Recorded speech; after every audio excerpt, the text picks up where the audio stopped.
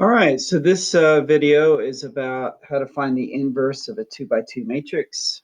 Only square matrices have inverses. For instance, you can find an inverse of a 2 by 2 or 3 by 3 or 4 by 4. We're just going to look at a 2 by 2 today. Pretty simple. The inverse of a matrix is sort of like the inverse of a number. So if I were to ask you, what is the inverse? So I'll just do something over here. What is the inverse of, let's ask you, what is the inverse of 5? The inverse of 5 is 1 over 5. If I were to ask you, what is the inverse of 2/3? The inverse of 2/3 is 3 over 2. 3. What is the inverse of negative 1/7? The inverse of negative 1/7 is negative 7 over 1, or just negative 7. So you can find the inverse of a matrix as well. Inverses always have this property. When you multiply any number, let's say 5, to its inverse, 1 over 5, you should get 1. So if I do 5 times 1 over 5, I get 1, right? If I do 2/3 times 3 over 2, I get 1. If I do negative 1/7 times negative 7, I get 1. All right, and that's true with matrices as well, but remember a 1 in a matrix form as a 2 by 2 would look like this, right? So that's what, these ones would translate to in the world of 2 by 2 matrices. All right, so how do you find the inverse of a 2 by 2? First thing you have to do is find the determinant, which we covered in another video. So the determinant of this matrix is, remember, you multiply this way, so that's 9, minus, you multiply this way, that's 16. Right? So we have 9 minus 16, which is negative 7. So that's step 1, find the determinant. Okay, step 2 is you find the inverse of that. And just like we did over here, the inverse of negative 7, as we can see, is negative 1 over 7. So I'm going to do negative 1 over 7 up here. All right, and then what you do is you use that as a scalar and you multiply it to the following matrix. You have to, these two numbers get switched. So instead of 9, 1, I'm going to have 1, 9. And these two numbers don't switch, but their signs switch. So since they're both negative, they will become both positive. Now remember, I did not move them. I just switched their signs. These two actually move. All right. And then once you multiply that out, you got your inverse. So this, let's see, if I multiply negative 1/7 to 1, I get negative 1/7. If I multiply negative 1/7 to 4, I get negative 4/7. Multiply negative 1/7 to that, I get negative 4/7 again. And this would be negative 9/7. And there you go. And that's your inverse matrix. Now, if I were to multiply this matrix to this matrix, I should get this matrix if I did it right. And I'll try it down here just to make sure it works. All right, so let's start off with this original matrix I have, which is, let's see, 9, negative 4, negative 4, 1, times the inverse that I found, which is this one. So that's negative 1/7, negative 4/7, negative 4/7, negative 9/7. All right, so what I'm about to do, you don't have to do. I'm just trying to prove a point. If this is the inverse of this, then when I multiply them, I should get this right here, right? So let's see if that happens. Remember, use the rows going this way, and you only use the columns going this way.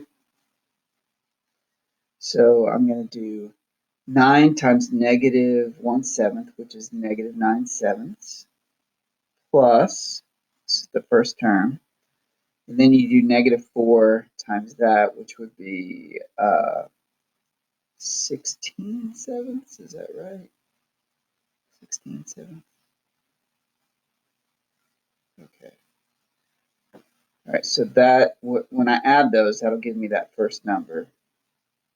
Okay, now let's do this row to this column. That'll be negative 36/7. 9 times 4 is 36.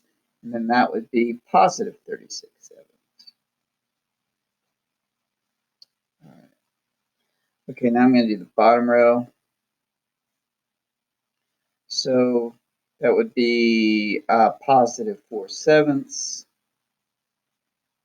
plus, and that is negative 4/7.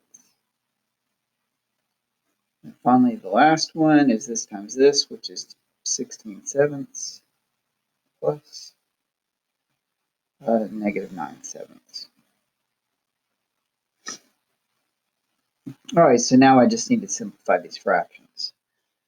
When I add these two right here, 16 take away 9, basically 7. So that's 7/7, which is just 1. Right, so that adds to 7/7. These two are opposites, so they add to 0. These two are opposites, so they add to 0. These two, again, add to 7/7, which is 1. All right. So I know I did it right. I know I found this is correct, because when I multiply to this, I get this, what's called a unit matrix, right, or identity matrix. All right, so I won't do that anymore. We'll just find the inverses of the rest of these matrices. All right, so let's go ahead and do this one. Remember, first find the determinant.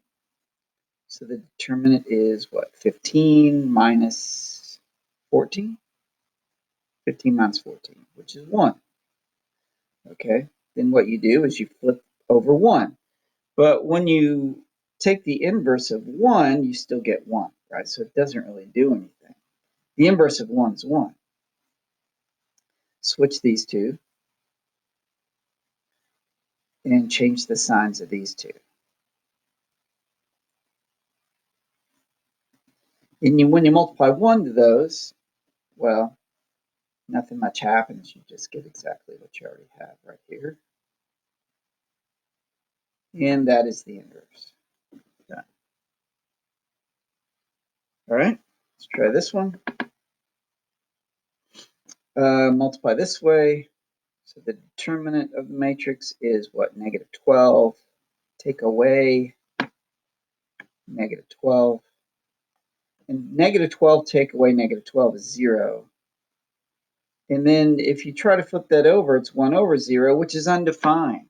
Okay, so we can't go any further because you can't do 1/0, right? 1/0 is an infinite number. It's undefined, so there is no inverse. So if the determinant comes out to be 0, you're done. There's no inverse, right? It's like trying to flip over 0. It's just, what's the inverse of 0? It's impossible to find. The question doesn't even make sense. So we're done. This is called a singular matrix when this happens.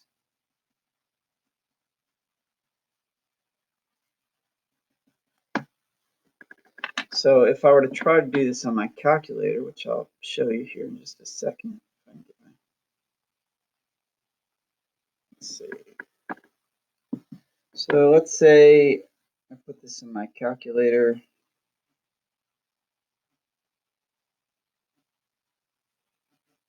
2 by 2, so -3, -2, 6, and 4. Okay, so let me show you a couple things.